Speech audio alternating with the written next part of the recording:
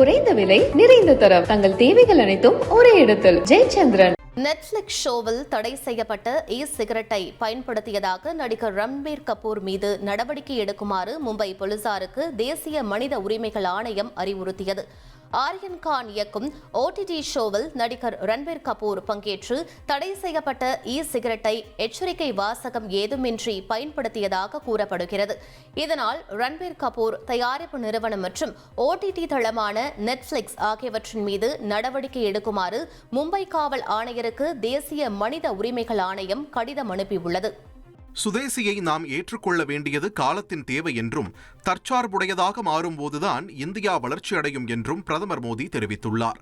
வடகிழக்கு மாநிலங்களில் ஒன்றான அருணாச்சல பிரதேசத்தில் உள்ள இட்டா நகரில் 5100 கோடி ரூபாய் மதிப்பிலான பல்வேறு வளர்ச்சி திட்டங்களுக்கு அடிக்கல் நாட்டி வைத்த அவர், குடிமக்களே கடவுள் என்பதுதான் தங்களது தாரக மந்திரம் என்று தெரிவித்தார்.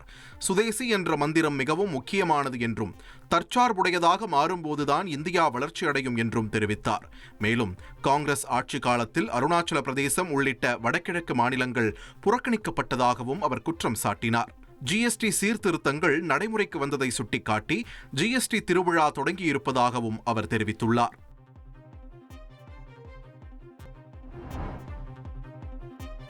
சென்னையில் உள்ள அண்ணா அறிவாலயத்தில் இன்று முதலமைச்சரும் திமுக தலைவருமான மு.க.ஸ்டாலின் தலைமையில் திமுக மக்களவை மற்றும் மாநிலங்களவை MPக்கள் ஆலோசனை கூட்டம் நடைபெறவுள்ளது.